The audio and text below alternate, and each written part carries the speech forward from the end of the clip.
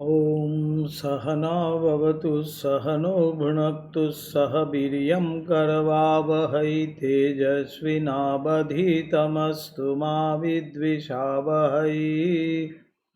ॐ शान्ति शान्ति शान्तिः।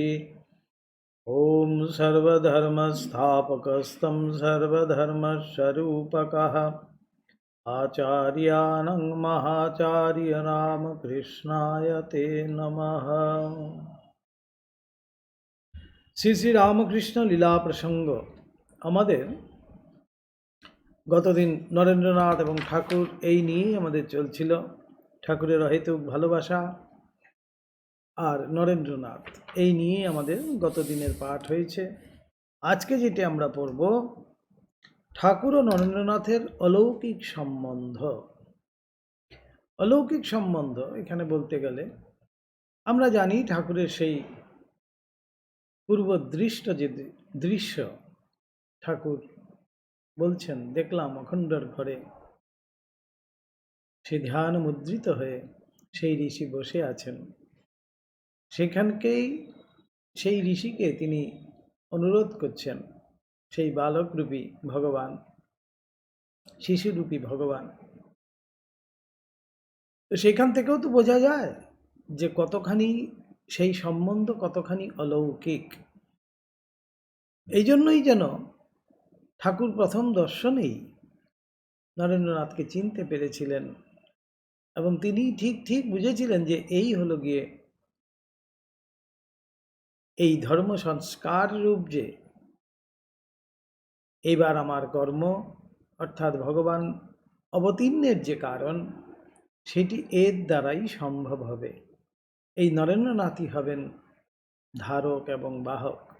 এইটি ঠাকুর যেন ঠিক ঠিক বুঝেছিলেন। এর থেকেও তো বোঝা যায় সেই সম্বন্ধের কথা। এটা তো অলৌকিক সম্বন্ধই বটে। নরেন্দ্র ঠাকুরের পূতসঙ্গ কতকাল লাভ করিয়াছিলেন।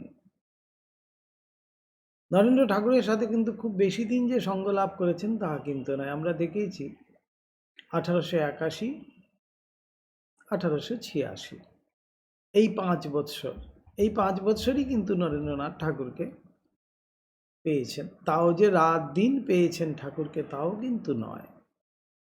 এটার থেকেও বোঝা যায় যে এই শুধুমাত্র এই 5 বছরের কিছু দিনের জন্য ঠাকুরকে পাওয়া, ঠাকুরের সঙ্গ লাভ করা, ঠাকুরের পূত সঙ্গ লাভ করা, তার থেকেই যে নরেন্দ্রনাথ ঠাকুরের এমন প্রিয় হয়ে গেছিলেন। নরেন্দ্রনাথেরও ঠাকুর এমন প্রিয় হয়ে গেছিলেন।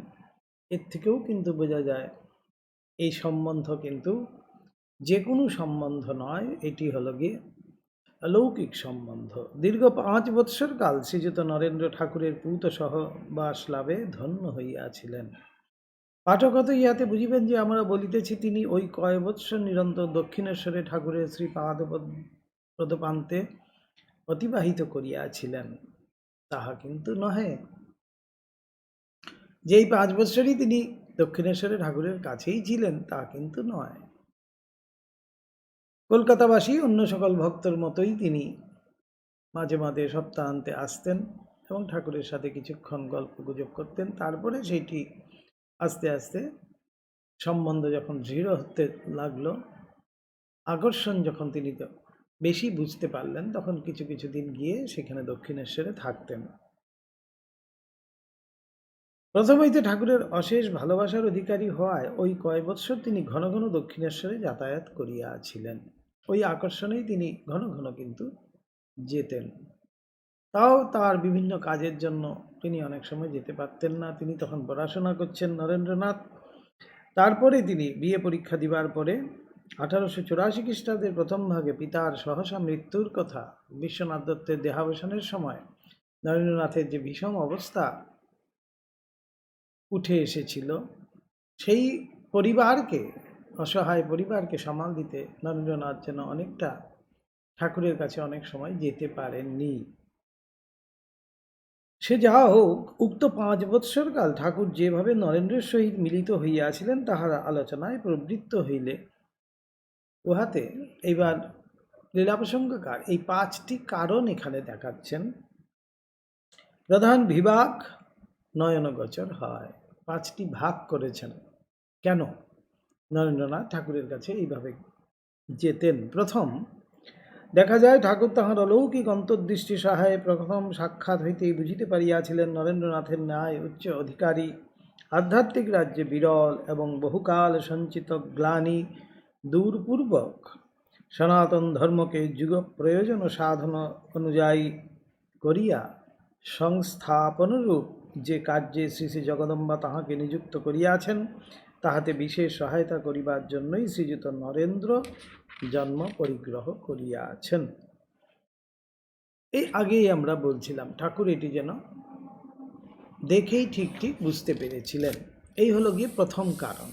দ্বিতীয়, এখানে বলা হচ্ছে অসীম বিশ্বাস ও ভালোবাসায় তিনি নরেন্দ্রনাথকে চিরকালের নিমিত্ত আবদ্ধ করিয়াছিলেন। ঠাকুরের সেই সরল বিশ্বাস এবং সেই অপূর্ব ঈশ্বরীয় ভালোবাসা, ঈশ্বরীয় প্রেমের দ্বারাই যেন নরেন্দ্রনাথকে আবদ্ধ করেছিলেন। নানাভাবে পরীক্ষা করিয়া তিনি বুঝিয়া লইয়াছিলেন যে তাহার অন্তর্দৃষ্টি নরেন্দ্রনাথের মহত্ব এবং জীবন উদ্দেশ্য সম্বন্ধে তাহার নিকটে মিথ্যা সাক্ষ্য প্রদান করে নাই। ঠাকুর আবার নিজের পূর্বদৃষ্টতা অর্থাৎ যা তিনি দেখেছেন সেটা নরেন্দ্রনাথের সাথে মিলছে কিনা ঠাকুর এইভাবে কিন্তু নরেন্দ্রকে পরীক্ষাও করেছিলেন। কেননা প্রথম দিন থেকেই ঠাকুর নরেন্দ্রের সমস্ত অঙ্গ লক্ষণ দেখলেন। তারপরেই তার সামনে কিন্তু নতজানু হয়ে ঠাকুর বলছেন, নরেন্দ্রকে আদর করতে করতে তিনি বলছেন যে আমি জানি তুমি আমার কাজের জন্যই এসেছো। তারপরে সেই শম্ভু মল্লিকের বাগান বাড়িতে ঠাকুরের স্পর্শে নরেন্দ্রনাথ ধ্যানস্থ হয়েছে। তারপরে নরেন্দ্রনাথকে তিনি সম্পূর্ণ সব জিজ্ঞেস করেছেন, দেখলেন যে হ্যাঁ, আমার পূর্বদৃশ্য অনুযায়ী সমস্ত কথাই মিলে যাচ্ছে। সেইভাবে ঠাকুর কিন্তু নরেন্দ্রনাথকে পরীক্ষা করেই যেন গ্রহণ করেছিলেন। চতুর্থ বলা হচ্ছে নানাভাবে শিক্ষা প্রদানপূর্বক তিনি নরেন্দ্রনাথকে উক্ত সুমহান জীবন উদ্দেশ্য সাধনের উপযোগী যন্ত্রস্বরূপে গঠিত করিয়া তুলিয়াছিলেন। কিভাবে নরেন্দ্রনাথকে যে শিক্ষা প্রদান করেছেন আমরা কিন্তু দেখতেই পাই। কথার ছলে, হাসির ছলে, ঠাট্টার ছলেও কিন্তু নরেন্দ্রনাথকে কতভাবে তিনি শিক্ষা দিয়েছেন, কত সুন্দর করে তিনি যেন গড়ে তুলেছেন। পঞ্চম বলা হচ্ছে শিক্ষার পরিসমাপ্তি হইলে অপরোক্ষ বিজ্ঞান সম্পন্ন নরেন্দ্রনাথকে তিনি কিরূপে ধর্ম সংস্থাপন কার্যে অগ্রসর হইতে হইবে তদ্বিষয়ে উপদেশ প্রদানপূর্বক পরিণামে উক্ত কার্যের এবং নিজ সংঘের ভার তাহার হস্তে নিশ্চিন্ত মনে অর্পণ করিয়াছিলেন। কাশীপুর উদ্যানবাটিতে আমরা ঘটনা পাই, শরীর যাওয়ার কিছুদিন আগেই নরেন্দ্রনাথকে তিনি ডেকেছেন। ডেকে নরেন্দ্রনাথকে স্পর্শ করে তিনি বললেন, আজ সব তোকে দিয়ে আমি ফকির হলুম, এবার মা এর মধ্যে দিয়ে সমস্ত কাজ করবে। আর বলে গেলেন এরা সব রইল, এদের দেখিস। এই ঠাকুর যেন সংঘ নির্বাচিত করে গেলেন, সূচনা করে গেলেন। এই এরা সব রইল, এরা মানেই হলো গিয়ে শ্রীরামকৃষ্ণ ভক্ত মণ্ডলী। এদেরকে সবকে দেখতে হবে, নরেন্দ্রনাথকেই দেখতে হবে। তাই নরেনকে বললেন এরা সব রইল, এদেরকে দেখিস। বলে দিয়ে ঠাকুর কিন্তু সেখানে যেন নিশ্চিন্ত হলেন। ঠাকুরের চোখে তখন জল দেখা গেছিল, কিন্তু সেই জল তিনি ফকির হয়ে গেছেন সমস্ত দিয়ে দিয়েছেন নরেন্দ্রনাথকে, সেই জন্য কি দুঃখে? না, সেটি আনন্দাশ্রু। এই নরেন্দ্রনাথকে এতদিনে তিনি সমস্ত কিছু অর্পণ করতে পেরেছেন, সেই ভার সম্পূর্ণ সমর্পণ করতে পেরেছেন। সেই জন্য তিনি যেন আনন্দিত যে ধর্মের সংস্থাপনের রূপ যে কাজ, অবতারের অবতরণের যে উদ্দেশ্য, সেইটি যেন আজ সার্থক হলো। আমরা ইতপূর্বে বলিয়াছি, নরেন্দ্রনাথের দক্ষিণেশ্বর আগমনের স্বল্পকাল পূর্বে তদীয় মহত্ত্ব পরিচায়ক কয়েকটি অদ্ভুত দর্শন ঠাকুরের অন্তর্দৃষ্টি সম্মুখে প্রতিভাত হইয়াছিল। উহাদিগের প্রভাবেই তিনি নরেন্দ্রকে প্রথম হইতে অসীম বিশ্বাস ও ভালোবাসার নয়নে নিরীক্ষণ করিয়াছিলেন।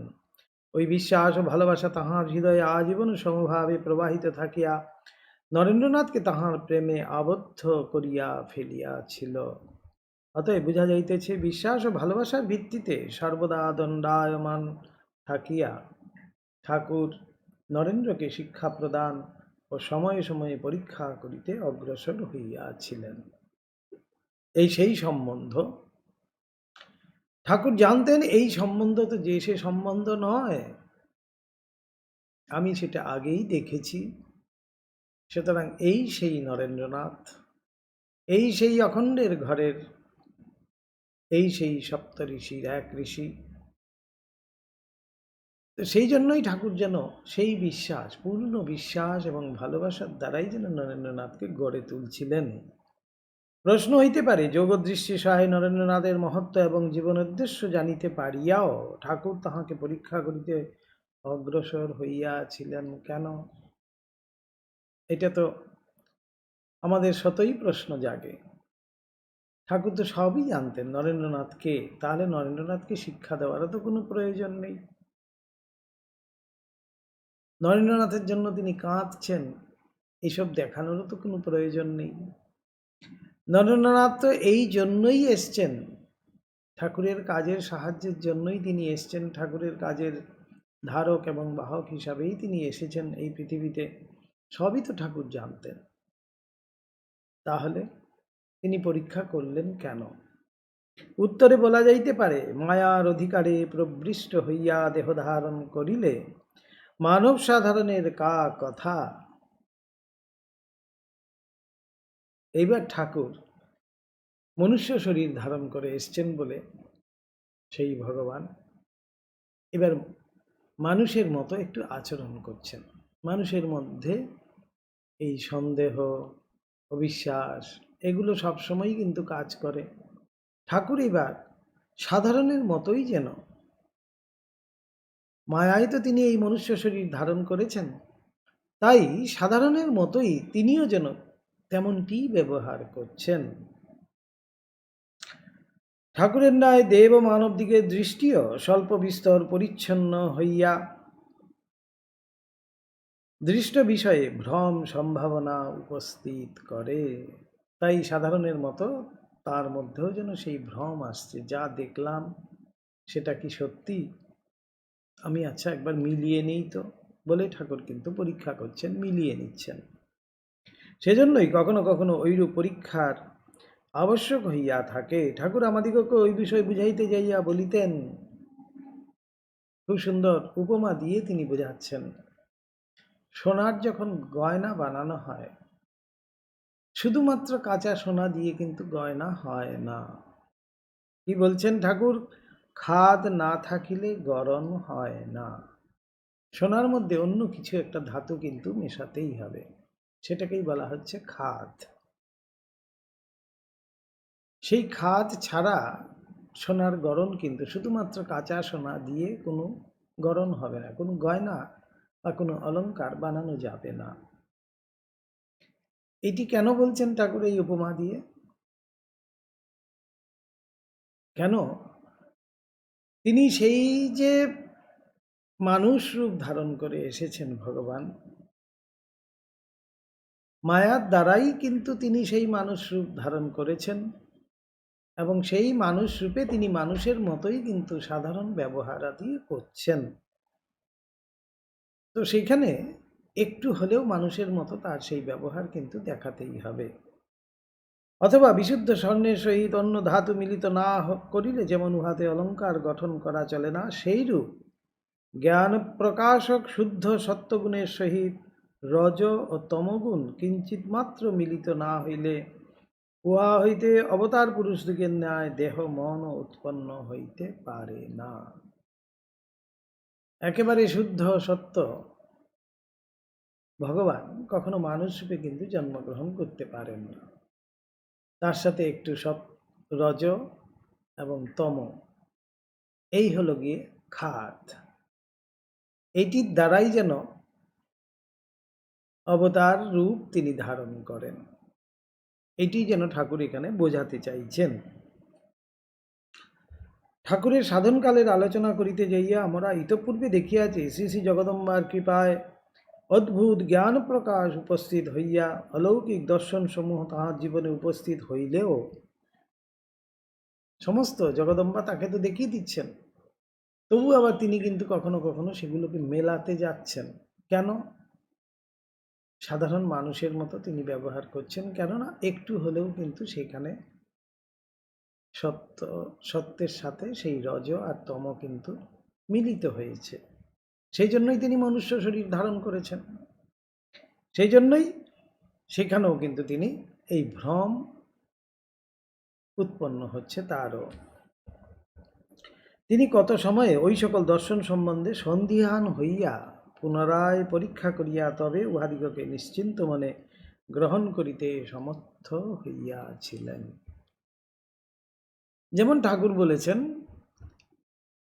চাতক একমাত্র বৃষ্টির জলের জন্যই হাঁ করে থাকে। তো স্বামীজি একদিন এসে, নরেন্দ্রনাথ এসে বলছেন, দেখে এলাম আপনার সেই চাতক গঙ্গার জল খাচ্ছে। ঠাকুর কিন্তু ভীষণ চিন্তিত হয়ে গেলেন, চিন্তিত হয়ে সেখানে ছুটছেন এবং ভাবছেন, আচ্ছা তাহলে জগদম্বা আমাকে যা দেখিয়েছেন তা তাহলে মিথ্যা, তাহলে তো আরও যা যা দেখিয়েছেন সবই তাহলে মিথ্যা হবে। ভীষণ চিন্তাতে তিনি পড়ে গেলেন এবং ছুটে ছুটে সেখানে গেলেন। গিয়ে এসে তারপরে দেখে এসে বলছেন যে এ তো চামচিকে। তখন নরেন্দ্রকে বলছেন, তোর কথা আর নেব না। এই যে সন্দিহান, এই যে সন্দিহান, এই যে চিন্তা, এই যে অবিশ্বাস, এটি কেন আসছে? জগদম্বাকে তাকে বলে দিয়েছেন, সেই অনুযায়ী ঠাকুর কিন্তু বলেও দিয়েছেন যে চাতক সবসময় বৃষ্টির জলের জন্যই কিন্তু হাঁ করে থাকে। এত নদী এত সমুদ্র সব পড়ে রয়েছে, তবু চাতক কিন্তু সেই জল খায় না, বৃষ্টির জলের জন্যই সে হাঁ করে থাকে। এটি জগদম্বা তাকে দেখিয়ে দিয়েছেন, বুঝিয়ে দিয়েছেন, সেই অনুযায়ী ঠাকুর কিন্তু বলেও দিয়েছেন। এবার নরেন্দ্র যখন এসে বলছেন, তখন তিনি কিন্তু সন্দিহান, তার মধ্যেও কিন্তু সেই অবিশ্বাস। এই হলো গিয়ে খাদ। এইভাবেই আমরা দেখতে পাই ঠাকুর এবং নরেন্দ্রনাথের মধ্যে সেই যে মনুষ্য রূপে কিরকম লীলা সব হয়ে গেছে। অতএব নরেন্দ্রনাথের সম্বন্ধেও তাহার যে সকল অদ্ভুত দর্শন এখন উপস্থিত হইয়াছিল, সে সকলকেও তিনি যে পরীক্ষাপূর্বক গ্রহণ করিবেন, ইহাতে বিচিত্র কি আছে। এই জন্য নরেন্দ্রনাথকেও তিনি পরীক্ষা করছেন। তিনি দেখেছেন, জগদম্বা তাকে দেখিয়ে দিয়েছেন নরেন্দ্রকে, তিনি জানেন, তবুও তিনি যেন আবার নরেন্দ্রনাথকে পরীক্ষা করতে উদ্যত হচ্ছেন।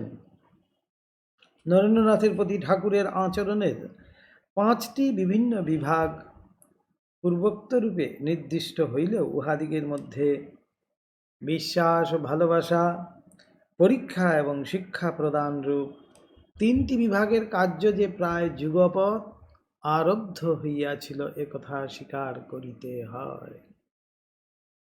তার মধ্যে প্রধান যেটা বলা হচ্ছে সেটা হলো বিশ্বাস এবং ভালোবাসা। ঠাকুরের এই ভালোবাসা নরেন্দ্রের প্রতি, এইটি আগের দিনই আমরা বলছিলাম, লীলা প্রসঙ্গকার বলছে, সংসারে আর কোথাও এমনটি দেখা যায় না। উক্ত 3 বিভাগের মধ্যে প্রথম বিভাগের কার্যের অথবা নরেন্দ্রনাথের প্রতি ঠাকুরের অসীম বিশ্বাস ও ভালোবাসার পরিচয় আমরা ইতপূর্বে পাঠককে সংক্ষেপে দিয়াছি। ওই বিষয়ের আরও অনেক কথা আমাদিগকে পরে বলিতে হইবে, কারণ এখন হইতে ঠাকুরের জীবন নরেন্দ্রনাথের জীবনের সহিত যেরূপ বিশেষভাবে জড়িত হইয়াছিল, তাহার শ্রীচরণাশ্রিত অন্য কোনো ভক্তের জীবনের সহিত ইতঃপূর্বে আর কখনো ওই রূপে মিলিত হয় নাই। নরেন্দ্রনাথের সাথে ঠাকুরের যেমন সম্বন্ধ, অপরের সাথে কিন্তু সেরকম কখনো দেখা যায়নি। কথিত আছে ভগবান ঈশা তাহার কোন শিষ্য প্রবরের সহিত মিলিত হইবা মাত্র বলিয়াছিলেন, পর্বত সদৃশ অচল অটল শ্রদ্ধা সম্পন্ন এই পুরুষের জীবনকে ভিত্তিস্বরূপে অবলম্বন করিয়া আমি আমার আধ্যাত্মিক মন্দির গঠিত করিয়া তুলিব। ঈশার কথা ভগবান যীশুখ্রিস্ট এরকম বলেছিলেন। নরেন্দ্রনাথের সহিত মিলিত হইয়া ঠাকুরের মনে ঐরূপ ভাব দৈব প্রেরণায় প্রথম হইতেই উপস্থিত হইয়াছিল। ঠাকুর দেখিয়াছিলেন নরেন্দ্র তাহার বালক, তাহার সখা, তাহার আদেশ পালন করিতেই সংসারে জন্মগ্রহণ করিয়াছে এবং তাহার ও তাহার জীবন পূর্ব হইতেই চিরকালের মতো প্রণয়ী যুগলের ন্যায় অবিচ্ছিন্ন প্রেম বন্ধনে সম্বন্ধ হইয়া রহিয়াছে একে অপরের জন্য, প্রণয়ী যুগলের মতো। এখানে ঠাকুর বলছেন যে এই সম্বন্ধ তো আর যে সে সম্বন্ধ নয়, এ তো আমাদের জন্ম জন্মান্তরের সম্বন্ধ। যুগে যুগে আমরা দুজনেই কিন্তু এসছি, সেটি ঠাকুর বলছেন। বলছেন যে এই নরেন্দ্রই হলো কি তাঁর সখা, তার বালক, তার বন্ধু, সব কিছু যেন এই নরেন্দ্রই। তবে ওই প্রেম উচ্চ আধ্যাত্মিক প্রেম, এই প্রেম কিন্তু যে সে প্রেম নয়। তাই ঠাকুর মজা করে বলছেন, কথামৃতেই আছে, তোমরা যে এত প্যাম প্যাম করো, প্যামের বোঝো কি? অনেকেই তো আমরা প্রেম খুব সাধারণ ভাবেই কিন্তু এই কথাটি ব্যবহার করি। প্রেম মানেই হলো গিয়ে একে অপরের প্রতি আকর্ষণ, এই হলো প্রেম। কিন্তু এই প্রেম যে উচ্চ আধ্যাত্মিক প্রেম নয়, সেটা কিন্তু আমরা বুঝি না। দৈব প্রেম যেটাকে বলছে, ঈশ্বরীয় প্রেম যেটাকে বলছে, অলৌকিক প্রেম যেটাকে বলছে, সেটা কিন্তু এই প্রেম নয়। জাগতিক প্রেমের সংজ্ঞা আমরা খুব সাধারণভাবে দিতে পারি, একজন অপরজনকে ভালোবাসে, প্রেমিক যুগল, প্রেমাস্পদ ইত্যাদি শব্দও কিন্তু আমরা ব্যবহার করি। প্রেম সম্বন্ধে অনেক কথা বলি, প্রেম সম্বন্ধে আমরা এই বুঝি। এর উপরে প্রেম যে অনেক উচ্চতর ভাব, বলছেন অনেক সাধনার পরে সেই প্রেম উৎপন্ন হয়। যদি একবার প্রেম হলো ভগবানের সাথে, তাহলে আর কিছুর দরকার নেই। তো সেই গোপিনীদের প্রেম হয়েছিল, ঠাকুর বলছেন সেই শ্রী রাধিকার প্রেম হয়েছিল, গোপিনীদের প্রেম হয়েছিল শ্রীকৃষ্ণের প্রতি, তাই তারা এত মহান, তাই তারা কৃষ্ণ লাভ করেছিলেন। তো প্রেমের এমনই হবে। শ্রী রাধিকার ক্ষেত্রে বলা হয়, শ্রী রাধিকা বলছেন, প্রার্থনা করছেন প্রভুর কাছে যে আমার এত বড় একটা শরীর, তার মধ্যে এই ছোট্ট দুটো চোখ, এই চোখ দিকেই আমাকে শ্রীকৃষ্ণ দর্শন করতে হবে। আবার সেই চোখ দুটো অশ্রুতে ভরা, আমি শ্রীকৃষ্ণকে দর্শন করব কিভাবে? তুমি এমন করে দাও, শ্রীকৃষ্ণের কাছেই তিনি প্রার্থনা করছেন, তুমি এমন করে দাও আমার সর্বাঙ্গে চোখ করে দাও, যাতে আমি এই সর্বাঙ্গ দিয়েই তোমাকেই দর্শন করতে পারি, অন্য আর কিছু যেন দর্শন করতে না পারি। এই হলো প্রেম। এই প্রেমে কিন্তু কিছু চাওয়া পাওয়া নেই, বলাই হচ্ছে ঈশ্বরীয় প্রেমে কিছু চাওয়া পাওয়া নেই। তাই এখানে ঠাকুর ওই স্বামীজি ভক্তিযোগে খুব সুন্দর বলছেন, আমরা এখান থেকে যদি একটু পড়ি তাহলেই বুঝতে পারব।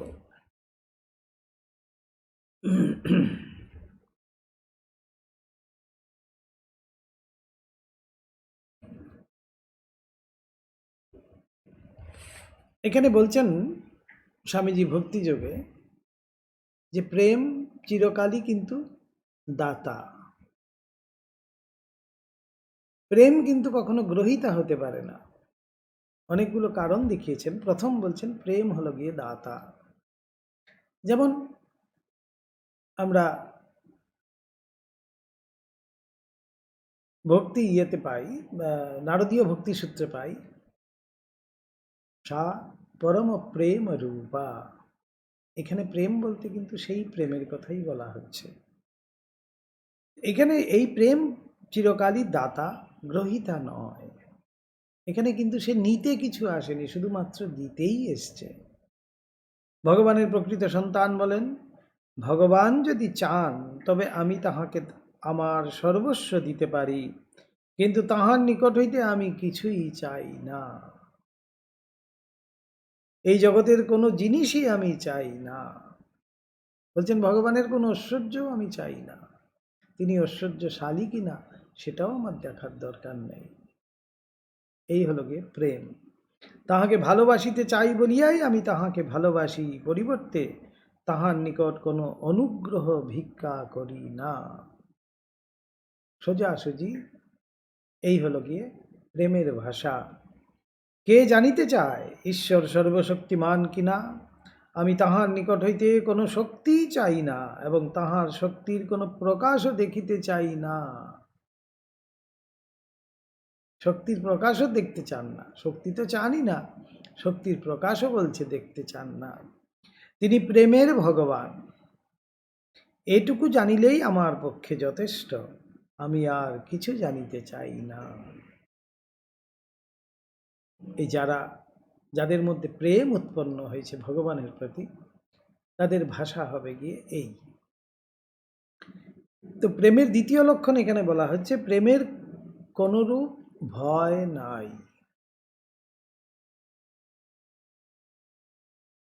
সে ভগবানের থেকে কোনো ভয় পাবে না।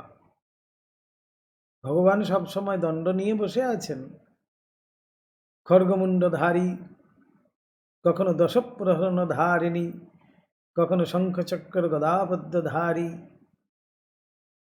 কিরীটকুণ্ডলধারী ইত্যাদি। ভগবানকে কিন্তু ওইভাবে সে কখনো দেখে না। যদিও দেখে, তার থেকে কিন্তু কোনো ভয় নাই। প্রহ্লাদের ক্ষেত্রে আমরা দেখতে পাই, ভারী সুন্দর সেই আছে প্রহ্লাদের ঘটনা। হিরণ্যকশিপু বধ হয়েছে, নৃসিংহ অবতার, এত হুঙ্কার করছেন তিনি, ত্রিভুবন কাঁপছে।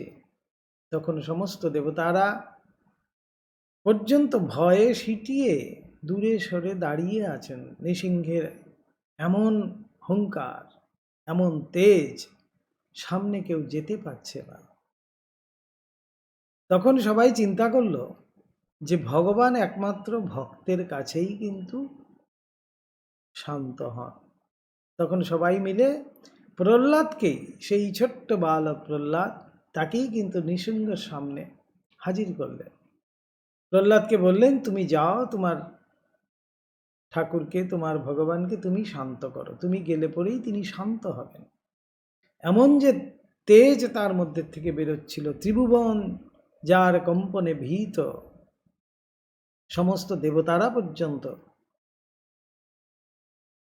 ভীত সন্ত্রস্ত হয়ে দাঁড়িয়ে আছেন। সেখানে প্রহ্লাদ কিন্তু এতটুকু দ্বিধা করলেন না, এতটুকু সংকোচ করলেন না, এতটুকু ভয় করলেন না। সেই নৃসিংহরূপী ভগবানের সামনে, সেই বিকট নৃসিংহরূপী ভগবান ভয়ঙ্কর রূপে তিনি বিরাজ করছেন, তখন তার সামনে গিয়ে দাঁড়াতে প্রহ্লাদ কিন্তু ঠিক সেই ভক্তের মতো ছোট্ট বালক, যেমন তার বিশ্বাস, তিনি কিন্তু সেই স্তব করতে করতে নৃসিংহ অবতারের সামনে গিয়ে দাঁড়ালেন। তখনই নৃসিংহ অবতার তাকে প্রেমে তার কোলে তুলে নিলেন, এবং যেহেতু তিনি সিংহরূপী, সেই জন্যই তিনি কিভাবে আদর করছেন, তিনি তখন তার জিভ দিয়ে লেহন করছেন। এইভাবেই তিনি তার প্রেম বিতরণ করছেন সেই ভক্তের প্রতি, তখন আবার সেই নৃসিংহ অবতার তিনি শান্ত হলেন এবং সমস্ত দেবতারাও পর্যন্ত তাদের ভয় দূর হলো। তারাও তখন সেই নৃসিংহ অবতারের স্তব করতে লাগলেন। এই হলো ভক্ত, এই হলো গিয়ে প্রেমের সম্পর্ক। ভগবানকে সে কখনো ভয় করবে না, এত যে তেজস্বী, সমস্ত দেবতারা পর্যন্ত যার তেজে ভীত সন্ত্রস্ত, তার কাছে যেতেও কিন্তু ভক্তের এতটুকু দ্বিধা হলো না, এতটুকু সংকোচ হলো না, এতটুকু ভয়ও হলো না। সে নিঃসংকোচে নির্ভয়ে সেই দেবতার সামনে গিয়ে হাজির হলো। এই হলো গিয়ে প্রেমের সম্বন্ধ। প্রেমে কি কোনো ভয় থাকিতে পারে? প্রেমে কিন্তু কখনো কোনো ভয় থাকবে না। মেষ শিশু কি কখনো সিংহকে ভালোবাসে? তখন তো হতে পারে না কখনো। না মুশিক বিড়ালকে, না দাস প্রভুকে ভালোবাসে। কৃতদাসগণ সময়ে সময়ে ভালোবাসার ভান করিয়া থাকে বটে, কিন্তু বাস্তবিক উহা কি ভালোবাসা? ওগুলোকে বলা হয় তোষামোদী। ভয়ের মধ্যে ভালোবাসা কোথায় দেখিয়াছেন? ভয়ের মধ্যে কিন্তু ভালোবাসা কখনো থাকে না, উহা ভান মাত্র বুঝিতে হইবে। এই ভয়ে যখন একটি কাজ করানো হয় আর ভালোবেসে যখন একটি কাজ করানো হয়, দুটো কাজের মধ্যে অনেক তফাৎ হয়ে যায়। যতদিন মানুষ ভগবানকে মেঘের উপর আসীন এক হাতে পুরস্কার ও অপর হাতে দণ্ড দিতেছেন বলিয়া চিন্তা করে, ততদিন কোনো ভালোবাসা সম্ভব নয়। তিনি দণ্ডধারী হয়ে বসে আছেন, সেখানে কিন্তু তার সাথে আমার কোনো ভালোবাসার সম্পর্ক কখনোই হতে পারে না। ভালোবাসার সহিত কখনো ভয়ের ভাব থাকিবে না। এটি ছোট্ট বাচ্চা যেমন, এমনই প্রেম তার মধ্যে আছে, সে কিন্তু কখনো কাউকে ভয় করে না।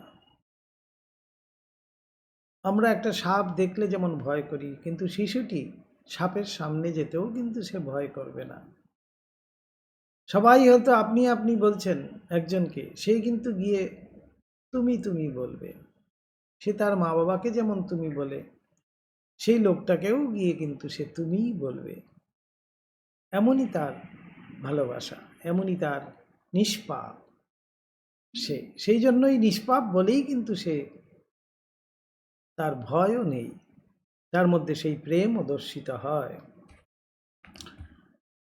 ভাবিয়া দেখুন, একজন তরুণী জননী রাস্তায় দাঁড়াইয়া রহিয়াছেন এবং একটা কুকুর তাহাকে লক্ষ্য করিয়া চিৎকার করিতেছে। অমনি তিনি সামনের বাড়িতে আশ্রয় লইলেন।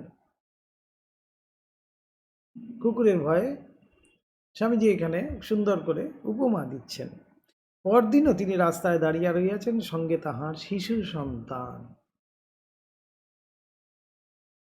এই প্রেমের সম্পর্ক কি সেটা বোঝাচ্ছে, শিশু সন্তান। আরো মনে করুন, একটা সিংহ আসিয়া শিশুটিকে আক্রমণ করিল, তখন তিনি কোথায় থাকিবেন বলুন দেখি? তখন তাহার শিশুকে রক্ষা করিবার জন্য তিনি সিংহের মুখেই যাইবেন, নিজের জন্য আর তখন সে চিন্তা করবে না। তো শিশুর প্রতি তার এমনই ভালোবাসা, এই হলো গিয়ে প্রেমের সম্পর্ক। তখন তাহার শিশুকে রক্ষা করিবার জন্য তিনি সিংহের মুখেই যাইবেন। এখানে প্রেম ভয়কে জয় করিয়াছে। ভগবত প্রেম সম্বন্ধেও এই রূপ। ভগবান পুরস্কার দাতা না দণ্ডদাতা, ইহা লইয়া কে মাথা ঘামায়। তিনি পুরস্কার করবেন, তিনি সবসময় বরফ প্রদান করবেন, আর এদিক ওদিক না করলে, এইটি না করলে, একবার নমস্কার না করলেই তিনি দণ্ড দেবেন। এই হলো গিয়ে আমাদের ভয়। কিন্তু প্রেমে কখনো ভয় আসবে না। প্রকৃত প্রেমিক কখনো এভাবে চিন্তা করে না। একজন বিচারপতির কথা ধরুন, তিনি যখন গৃহে ফিরিয়া আসেন তখন তাহার পত্নী তাহাকে কিভাবে দেখেন? পত্নী তাহাকে বিচারপতি, পুরস্কারদাতা বা শাস্তিদাতা রূপে দেখেন না, তাহাকে স্বামী বলিয়া, প্রেমাস্পদ বলিয়াই দেখেন। তাহার মেয়ে তাহাকে কিভাবে দেখে? স্নেহময় পিতা বলিয়াই দেখে। সে তার জায়গায় হয়তো সে দণ্ডধারী বিচারপতি হয়ে আছেন, কিন্তু তার বাড়িতে সে কিন্তু সেই স্নেহময় পিতা আর প্রেমাস্পদ পতি, এইভাবেই কিন্তু তিনি থাকেন। এইরূপে ভগবানের সন্তানরাও কখনো ভগবানকে পুরস্কারদাতা বা দণ্ডবিধাতা রূপে দেখেন না। এই ভক্তের পরিচয় কিন্তু এখান থেকে স্বামীজি দিয়ে দিচ্ছেন। সত্যিকারের ভক্ত যারা, এখানে বলছেন ভগবানের সন্তানরাও। আমি ভগবানের সন্তান যখন আমি নিজেকে পরিচয় দেব, আমিও কিন্তু ভগবানকে এইভাবেই দেখতে হবে। তিনি সবসময় বর প্রদানকারী, তিনি সবসময় দণ্ডকারী, সে কিন্তু আমি ভাবি না। ভাবলে আমি কিন্তু সেইভাবে ভক্ত বলে, ভগবানের সন্তান বলে আমি কিন্তু পরিচয় দিতে পারবো না।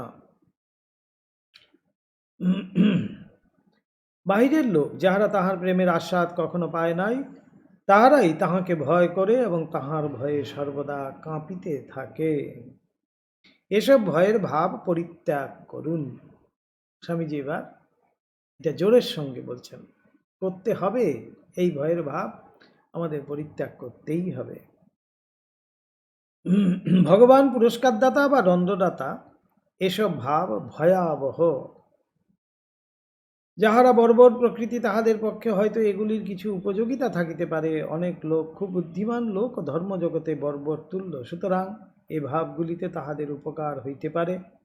কিন্তু যে সকল ব্যক্তি আধ্যাত্মিক রাজ্যে অগ্রসর, যাহাদের যথার্থ ধর্মভাব জাগরিত হইয়াছে, যাহাদের আধ্যাত্মিক অন্তর্দৃষ্টি খুলিয়া গিয়াছে, তাহাদের পক্ষে ওসব শুধু ছেলে মানুষই, বোকামি।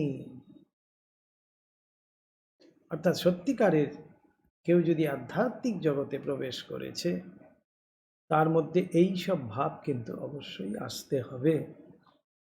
অর্থাৎ না হলে এই ভয়, দণ্ডদাতা, পুরস্কারদাতা, এইসব কিন্তু সব বলছে ছেলে মানুষই।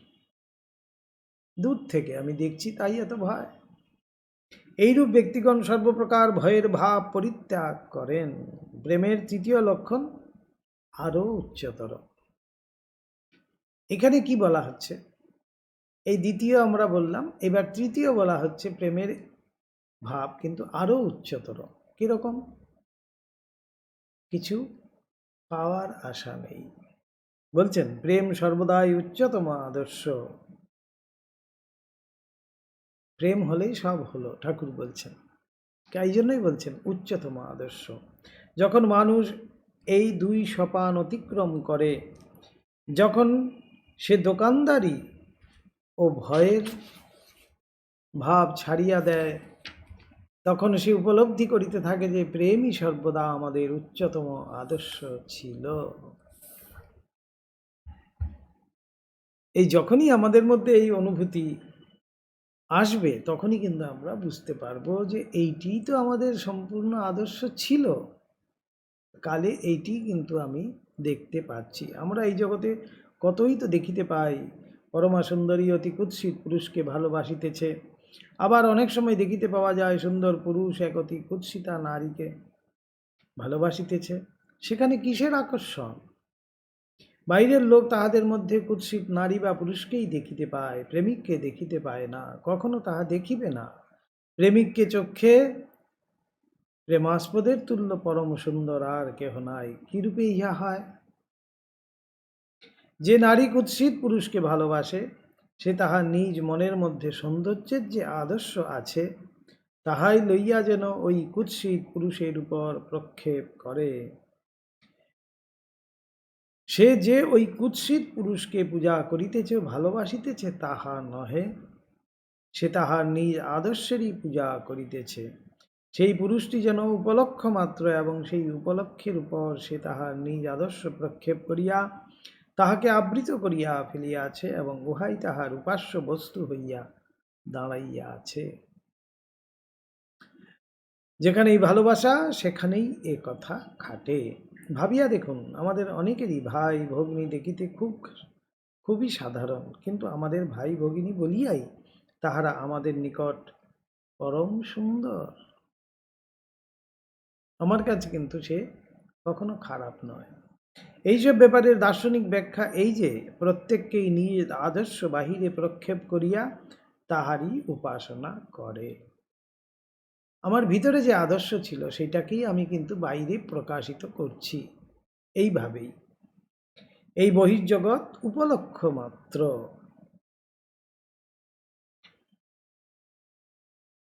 আমরা যাহা কিছু দেখি তাহা আমাদেরই মন হইতে বাহিরে প্রক্ষেপ করি মাত্র। একটা শুক্তির খোলার ভিতর একটু বালুকণা প্রবেশ করিয়া তাহার ভিতর একটা উত্তেজনা সৃষ্টি করে, তাহার ফলে শুক্তি হইতে রস নির্গত হইয়া তৎক্ষণাৎ বালুকণাকে আবৃত করে। এইরূপে সুন্দর মুক্তা উৎপন্ন হয়। মুক্ত কিভাবে হয় এটাই স্বামীজি এখানে উদাহরণস্বরূপে তুলে ধরছেন। আমরাও ঠিক তাই করিতেছি। বহির্জগতের বস্তু সকল বালুকণার মতো আমাদের চিন্তার উপলক্ষ মাত্র। ওইগুলোর উপর আমরা নিজেদের ভাব আরোপ করিয়া আমাদের বাহ্য বস্তুগুলি সৃষ্টি করিতেছি। মন্দ লোকেরা এই জগৎকে ঘোর নরক রূপে দেখে, ভালো লোকেরা ইহাকেই পরম স্বর্গ মনে করে। এই জগৎকে প্রেমিকেরা প্রেমপূর্ণ এবং দেশপরায়ণ ব্যক্তিগণ দেশপূর্ণ বলিয়া মনে করে। ঠাকুরের কথাই, যার যেমন ভাব তার তেমনি লাভ। আমি যেভাবে আমার ভিতরে আদর্শ দেখতে পাই, আমি সেই আদর্শকেই কিন্তু বাইরে দেখব। বিবাদ পরায়ণ ব্যক্তিগণ জগতে বিবাদ বিরোধ ছাড়া আর কিছু দেখিতে পায় না। আর কিছুই দেখে না, সে সব জায়গায় ওইসবই দেখছে। এবং শান্তিপ্রিয় ব্যক্তিগণ শান্তি ছাড়া আর কিছু দেখিতে পান না। যিনি পূর্ণত্ব প্রাপ্ত হইয়াছেন তিনি হাতে ঈশ্বর ব্যতীত আর কিছুই দর্শন করেন না। সুতরাং আমরা সর্বদাই আমাদের উচ্চতম আদর্শের উপাসনা করিয়া থাকি, এবং যখন আমরা এমন এক অবস্থায় উপনীত হই যে অবস্থায় আদর্শকে আদর্শরূপেই উপাসনা করিতে পারি, তখন আমাদের তর্ক যুক্তি ও সন্দেহ সব চলিয়া যায়। ঈশ্বরের অস্তিত্ব প্রমাণ করা যাইতে পারে কিনা এ কথা লইয়া কে মাথা ঘামায়? আদর্শ তো কখনো নষ্ট হইতে পারে না, কারণ উহা আমার প্রকৃতির অংশস্বরূপ। যখন আমি নিজের অস্তিত্ব সম্বন্ধে সন্দেহ করি, শুধু তখনই ওই আদর্শ সম্বন্ধে সন্দেহ করি। এবং যেহেতু আমি আমার অস্তিত্ব সন্দেহ করিতে পারি না, সেহেতু ঈশ্বরের অস্তিত্ব বিষয়েও প্রশ্ন করিতে পারি না। এটি সবচেয়ে বড় প্রমাণ বলছে। আমার অস্তিত্ব আমি যখন স্বীকার করছি, তাহলে ভগবানের অস্তিত্ব, আমার যে আদর্শ ভগবান, সেই ভগবানের অস্তিত্ব নিশ্চয়ই বর্তমান। এইভাবেই আমাকে কিন্তু ভাবতে হবে। আমার বাহিরে কোনো স্থানে অবস্থিত খেয়াল অনুযায়ী জগৎ শাসনকারী কয়েকদিন সৃষ্টি করার পর অবশিষ্ট কাল নিদ্রাগত এক ঈশ্বরের অস্তিত্ব বিজ্ঞান প্রমাণ করিতে পারুক বা না পারুক, ইহা লইয়া কে মাথা ঘামায়? ঈশ্বর একাধারে সর্বশক্তিমান পূর্ণ দয়াময় হইতে পারেন কিনা, ইহা লইয়া কে মাথা ঘামায়? ভগবান মানুষের পুরস্কার দাতা কিনা, এবং তিনি আমাদিগকে স্বেচ্ছাচারীর চোখে অথবা দয়াশীল সম্রাটের দৃষ্টিতে দেখেন, তাহা লইয়া কে মাথা ঘামায়? প্রেমিক এই ভাব অতিক্রম করিয়াছেন। তিনি এইসব শাস্তির, ভয় ও সন্দেহের এবং বৈজ্ঞানিক বা অন্য কোনো প্রমাণের বাহিরে গিয়াছেন। তাহার পক্ষে প্রেমের আদর্শই যথেষ্ট। এবং এই জগৎ যে এই প্রেমেরই প্রকাশ স্বরূপ, ইহা কি স্বতঃসিদ্ধ নয়? এই হলো গিয়ে সত্যিকারের প্রেম। প্রেম যেখানে উৎপন্ন হয়েছে সেখানে আর কোনো সন্দেহই থাকবে না। তো এখানে আমরা পড়ছিলাম যেটা নরেন্দ্রের প্রতি ঠাকুরের এই যে প্রেম, এই যে ভালোবাসা, এই যে আকর্ষণ, এটা কিভাবে এতখানি এসছে, এবং নরেন্দ্রেরও ঠাকুরের প্রতি যে ভালোবাসা, সেই আকর্ষণ বলা হচ্ছে।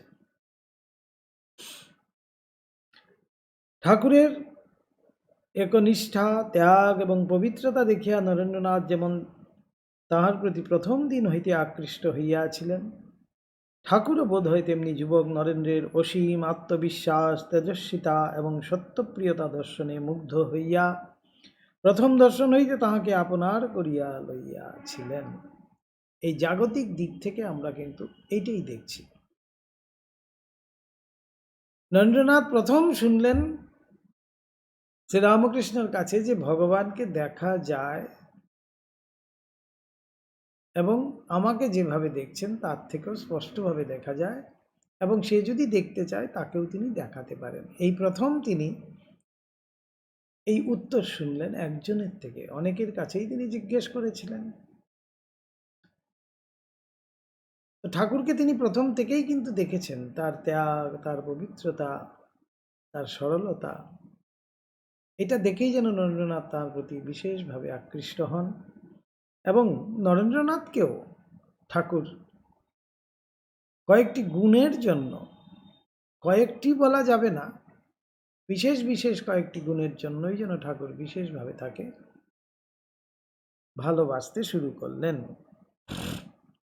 যোগদৃষ্টি সহায়ে নরেন্দ্রনাথের মহৎ উজ্জ্বল ভবিষ্যৎ সম্বন্ধে ঠাকুর যাহা দর্শন করিয়াছিলেন তাহা গণনায় না আনিয়া যদি আমরা এই পুরুষ প্রবরের পরস্পরের প্রতি অদ্ভুত আকর্ষণের কারণ অন্বেষণে প্রবৃত্ত হই, তাহা হইলে পূর্বোক্ত কথাই প্রতীয়মান হয়। বলছেন জাগতিক দিক থেকে, না হলে পূর্বদৃষ্টভাবে তো ঠাকুর সবই জানেন নরেন্দ্রনাথকে,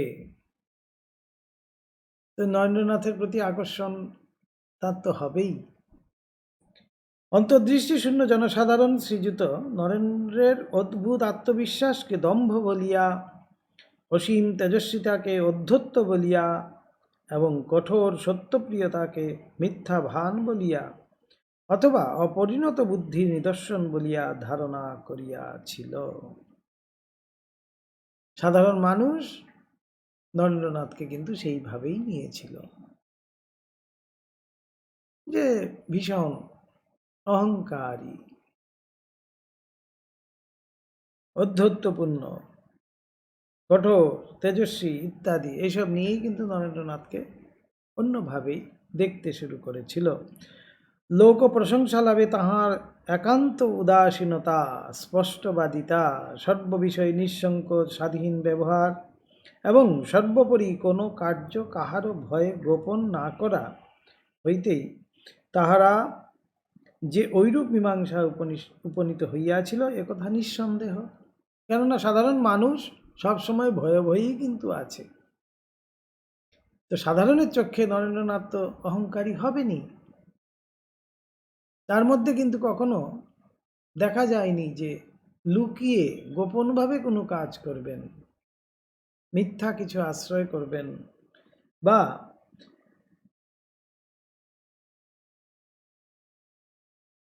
স্বাধীন পরাধীনতা তিনি স্বীকার করছেন, সেটাও কিন্তু কখনো নরেন্দ্রের মধ্যে দেখা যায়নি। সেই জন্যই নরেন্দ্রের প্রতি এমন মনোভাব তারা পোষণ করতে পারেন। আমাদের মনে আছে শ্রীযুত নরেন্দ্রের সহিত পরিচিত হইবার পূর্বে তাহার জনৈক প্রতিবেশী তাহার কথা উল্লেখ করিয়া একদিন আমাদিগকে বলিয়াছিলেন, সেই সিমলেরই একজন শরৎ মহাজকে বলছিলেন, এই বাটিতে একটি ত্রিপণ্ড ছেলে এমন আছে যে এমন আর কোথাও দেখিনি। কেননা তখনকার সময় নরেন্দ্রনাথকে সবাই কিন্তু সেই বকে যাওয়া ছেলের মধ্যেই কিন্তু ধরেছিল। কেন? সেই প্রতিবেশী বলছেন, বিএ পাস করেছে বলে যেন ধরাকে সরা দেখে, বাপগুলোর সামনেই তবলায় চাঁটি দিয়ে গান ধরলে, পাড়ার বয়োজ্যেষ্ঠদের সামনে দিয়েই চুরুট খেতে খেতে চলল, এইরূপ সকল বিষয়ে। এজন্যই বলছেন যে এমন ছেলে আর দেখিনি কোথাও। উহার স্বল্পকাল পরে ঠাকুরের শ্রী পদপান্তে উপস্থিত হইয়া একদিন বোধহয় সেদিন আমরা দ্বিতীয় বা তৃতীয়বার দক্ষিণেশ্বরে আগমন করিয়া তাহার পূর্ণ দর্শন লাভে ধন্য হইয়াছিলাম। আমরা নরেন্দ্রনাথের গুণানুবাদ এই রূপে শুনিতে পাইয়াছিলাম। এবার ঠাকুর শত মুখে নরেন্দ্রের গুণানুবাদ করছেন, লীলা প্রসঙ্গকার শুনছেন। রতন নামক যদুলাল মল্লিকের উদ্যানবাটির প্রধান কর্মচারীর সহিত কথা কহিতে কহিতে আমাদিগকে দেখাইয়া ঠাকুর বলিয়াছিলেন, এরা সব ছেলে মন্দ নয়, 1.5টা পাস করিয়াছে। এফএ পাস দিবার জন্য সেই বৎসর আমরা প্রস্তুত হইতেছিলাম। শিষ্ট, শান্ত, এইসব বলছেন এইসব ছেলেদেরকে দেখিয়ে। কিন্তু নরেন্দ্রের মতো একটি ছেলেও আর দেখিতে পাইলাম না। যেমন গাইতে বাজাতে, তেমনি লেখাপড়ায়, তেমনি বলতে কইতে, আবার তেমনি ধর্ম বিষয়ে। সে রাত ভোর ধ্যান করে, ধ্যান করতে করতে সকাল হয়ে যায়, হুঁশ থাকে না। আমার নরেন্দ্রের ভিতর এতটুকু মেকি নাই। বাজিয়ে দেখো, টং টং করছে। আর সব ছেলেদের দেখি যেন চোখ কান টিপে কোনো রকমে 2-3টে পাশ করেছে, ব্যাস এই পর্যন্ত। ওই করতেই যেন তাদের সমস্ত শক্তি বেরিয়ে গেছে। নরেন্দ্রের কিন্তু তা নয়, হেসে খেলে সব কাজ করে, পাশ করাটা যেন তার কাছে কিছুই নয়। সে ব্রাহ্ম সমাজেও যায়, সেখানে ভজন গায়, কিন্তু অন্য সকল ব্রাহ্মের ন্যায় নয়, সে যথার্থ ব্রহ্মজ্ঞানী। ধ্যান করতে বসে তার জ্যোতির্দর্শন হয়। সাধে নরেন্দ্রকে এত ভালোবাসি। এবার ঠাকুর যেন এখানে যুক্তি দিয়ে বোঝাচ্ছেন যে নরেন্দ্রকে কেন আমি ভালোবাসি। দেখো, তোমাদের চোখে জাগতিক দিক থেকে যদি দেখো, নরেন্দ্রের মধ্যে এত গুণ রয়েছে, সেই জন্যই তাকে আমি ভালোবাসি। লীলা প্রসঙ্গকার প্রথমেই এখানে তুলে ধরছিলেন যে আমরা অদৃষ্ট পূর্ব যে ঠাকুরের, সেই যে ঠাকুর দেখেছিলেন নরেন্দ্রনাথকে, যোগদৃষ্টি সহায়ে ঠাকুর যে নরেন্দ্রনাথকে দেখেছেন, সেই জন্য স্বাভাবিকভাবেই নরেন্দ্রের প্রতি একটি তার আকর্ষণ কাজ করবেই, সেটাতে আর বলার কিছু অপেক্ষা রাখে না। কিন্তু এই জাগতিক দিক থেকে যখন আমরা দেখছি সাধারণ মানুষ, তখনই কিন্তু আমরা ভাবছি যে নরেন্দ্রনাথ কে এমন যাকে ঠাকুর এত ভালোবাসছেন। সেই জন্য ঠাকুর যেন এখানে আবার পরিষ্কার করছেন, যুক্তি দিয়ে বুঝিয়ে দিচ্ছেন যে সাধেকে আমি নরেনকে এত ভালোবাসি, দেখো তার মধ্যে এই সব গুণ। বাকিরা বলছে কোনো রকমে নাক কান টিপে একটা কি দুটো পাশ করতেই তাদের সমস্ত শক্তি বেরিয়ে গেল, আর নরেন্দ্রনাথ হেসে গেলে সব পাশ করে দিচ্ছে। এই হলো নরেন্দ্রনাথ।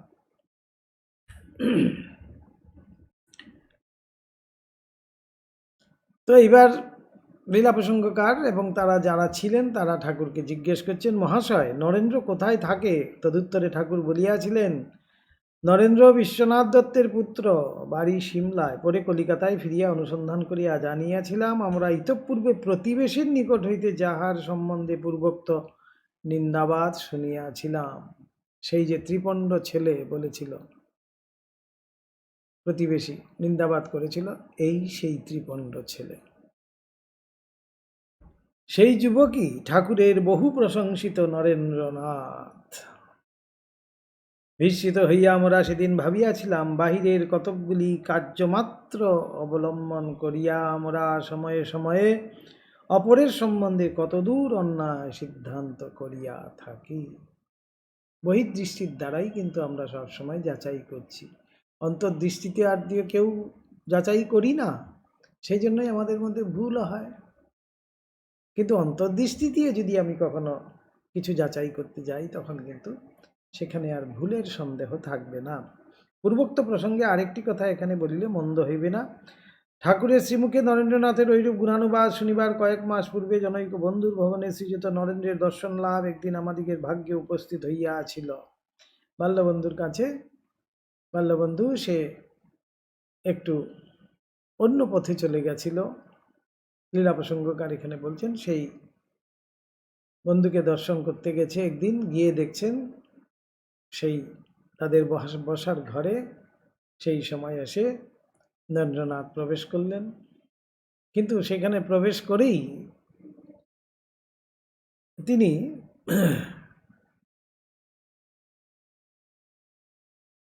সেই গৃহস্বামীর ঘরের মধ্যে প্রবেশ করেই তিনি সেই তাকিয়া ঠেসান দিয়ে বসে আছেন, সেখানে গুনগুন করে গান করছেন।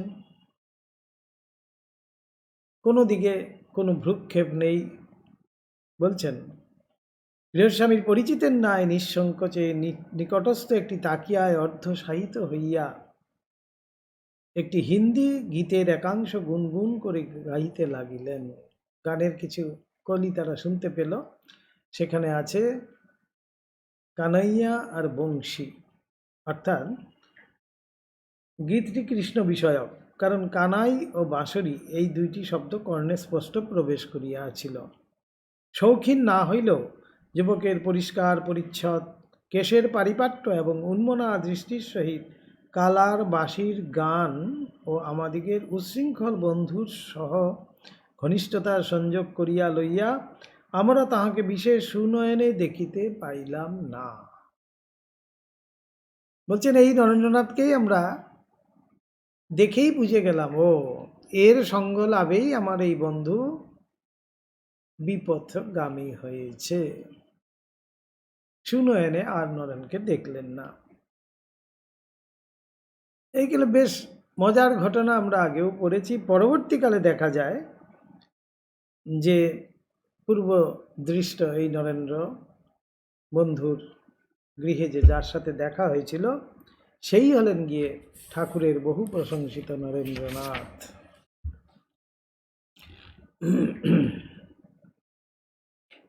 এবার সেখানে স্বামীজি সেই বন্ধুর সাথে আলাপ হয়েছিল, সেই কি ধর্ম বিষয়ক কথা নিয়ে আলাপ হয়েছিল সেটাও এখানে তুলে ধরেছেন।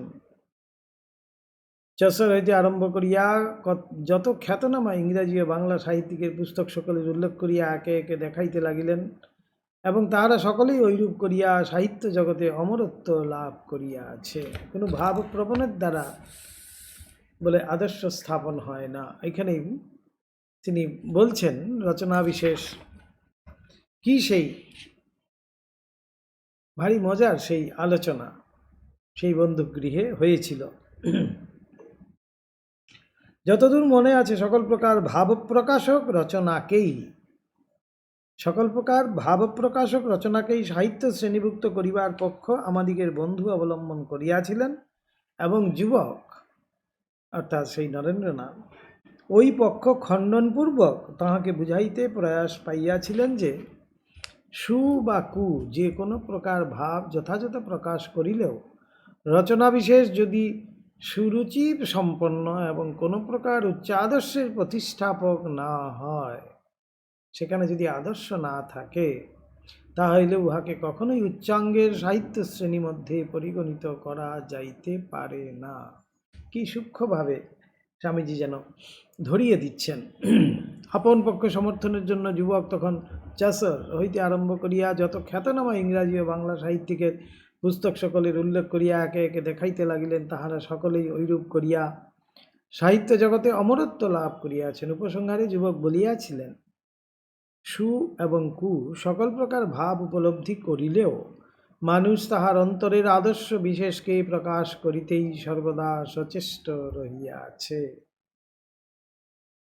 সু বা কু, যার মধ্যে সু আদর্শ রয়েছে সে সবসময় সেই আদর্শকেই বাইরে প্রকাশ করার চেষ্টা করবে, প্রয়াস করবে। আর যার মধ্যে সেই কু আদর্শ রয়েছে সে কিন্তু সেই কু আদর্শকেই বাইরে প্রকাশ করার চেষ্টা করবে। দেখা যায় সাধারণ মানব রূপরসাদী ভোগ সকলকে, এখানেই এবার বিস্তৃতভাবে যেন নরেন্দ্রনাথ বলছেন, দেখা যায় সাধারণ মানব রূপরসাদী ভোগ সকলকে নিত্য সত্য ভাবিয়া তল লাভকেই সর্বদা জীবন উদ্দেশ্য করিয়া নিশ্চিন্ত হইয়া বসিয়া আছে। এটি আমাদের জীবনের উদ্দেশ্য। খাবো দাবো ভালো থাকবো, রূপরসাদী নিয়েই থাকবো, অন্য কিছুতে নয়। They idealize what is apparently real. Apparently real বলছে, মানে আমার কাছে সেটি রিয়েল বলে মনে হচ্ছে, কিন্তু এই জন্যই বলা হচ্ছে অ্যাপারেন্টলি।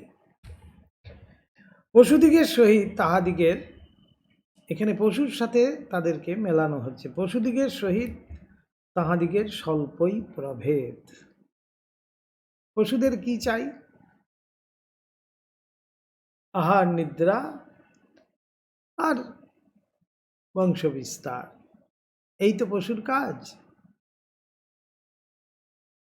এর বাইরে মানুষ যদি এরকম করে তাহলে তাকে পশুবৎ বলতে হবে, পশুর মতোই বলতে হবে, এর বাইরে যেতে হবে। এই জন্যই বলছেন আদর্শ, তার ভিতরে যে আদর্শ আছে সেইটিই সে বাইরে প্রকাশ করার সবসময় চেষ্টা করবে। তাঁহাদিগের দ্বারা উচ্চাঙ্গের সাহিত্য সৃষ্টি কখনোই হইতে পারে না। তাদের দ্বারা কিন্তু ওই কথারই কথা সাহিত্য হচ্ছে, তারা সাহিত্যে হয়তো নোবেলও পেয়ে যাচ্ছে, তাদের দ্বারা ওই সাহিত্য কিন্তু কথার কথাই হবে, অর্থাৎ সেই সাহিত্যের দ্বারা অন্যে কিন্তু অনুপ্রাণিত হবে না। শুধুমাত্র যারা সেই ধরনের মানুষ তারাই সেই সাহিত্যের দ্বারা অনুপ্রাণিত হবে, কেননা সেটা তাদেরই জন্য শুধু সাহিত্য, অন্যদের কাছে আদর্শ স্বরূপ সাহিত্য কিন্তু কখনোই সেটি হতে পারে না। এখানে এটি কিন্তু বলা হচ্ছে। আরেক শ্রেণীর মানব আছে যাহারা আপাত নিত্য ভোগ সুখাদি লাভে সন্তুষ্ট থাকিতে না পারিয়া উচ্চতর আদর্শ সকল অন্তরে অনুভব করিয়া বহিস্থ সকল বিষয় সেই ছাঁচে গড়িবার চেষ্টায় ব্যস্ত হইয়া রহিয়াছে,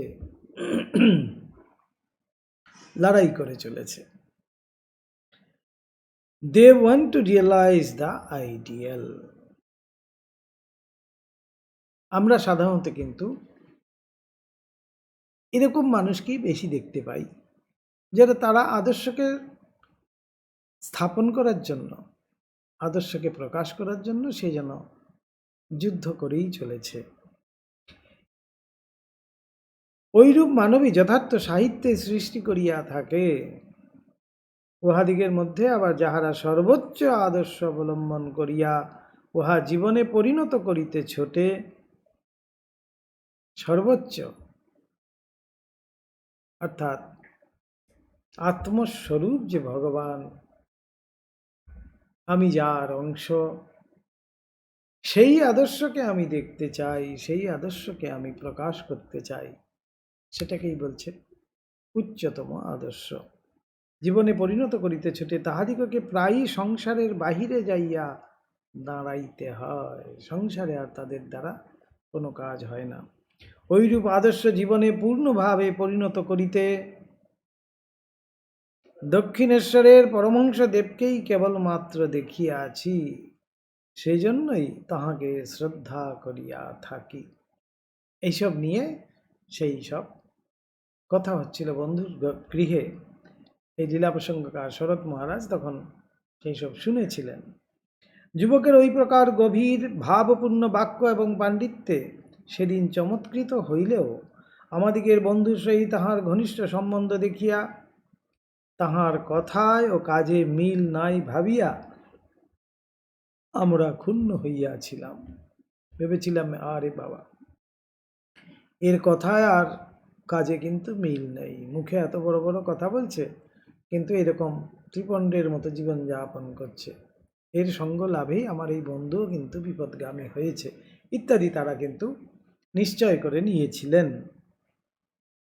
অনন্তর বিদায় গ্রহণ পূর্বক আমরা সে স্থান হইতে চলিয়া আসিয়াছিলাম। ওই ঘটনার কয়েক মাস পরে আমরা ঠাকুরের নিকটে শ্রীযুত নরেন্দ্রের গুণানুবাদ শ্রবণে মুগ্ধ হইয়া তাহার সহিত পরিচিত হইবার জন্য তাহার আলয়ে উপস্থিত হইয়াছিলাম এবং পূর্ব পরিদৃষ্ট যুবককে ঠাকুরের বহু প্রশংসিত নরেন্দ্রনাথ বলিয়া জানিতে পারিয়া বিস্ময় সাগরে নিমগ্ন হইয়াছিলাম। বলে আরে আরে আরে, এই তো সেই ছেলে। অর্থাৎ এই জাগতিক দিক থেকে আমরা আমাদের একটা নির্ণয় করে ফেলি, একটা সিদ্ধান্তে আমরা পৌঁছে যাই, কিন্তু অন্তর্দৃষ্টি দিয়ে যখন দেখব তখনই তার ভিতর বার সবই আমরা দেখতে পাই। তখন লীলা প্রসঙ্গকার বলছেন আমরা একেবারে বিস্ময় হয়ে গেলাম, বিস্ময় সাগরে প্রবেশ করলাম, যেন ঠাকুরের সেই বহু প্রশংসিত নরেন্দ্রনাথ ইনি সেই পূর্বদৃষ্ট বন্ধুগৃহে যাকে দেখেছিলাম। এই হলো আমাদের আজকের এই পাঠের উদ্দেশ্য যে আমাদের কি করণীয় সেটা যেন আমাদেরকে সজাগ করে দিচ্ছে। তো আমরা সবসময় কিন্তু ভাবতে হবে, এই তো আমরা শুধুমাত্র পাঠ করছি, সেটা নিয়ে আলোচনা করছি, এই অনুধ্যান কিন্তু আমাদের অবশ্যই প্রয়োজন। অনুধ্যান ছাড়া কিন্তু এসব জিনিস আমি কখনো প্রকাশিত দেখতে পাবো না। এরকমই হবে, জাগতিক দৃষ্টি আমাদের হবে। এই অন্তর্দৃষ্টি লাভের জন্যই আমরা তাঁর চরণে সবসময় প্রার্থনা করব। এই হলো আমাদের প্রার্থনা। আজ এই পর্যন্তই।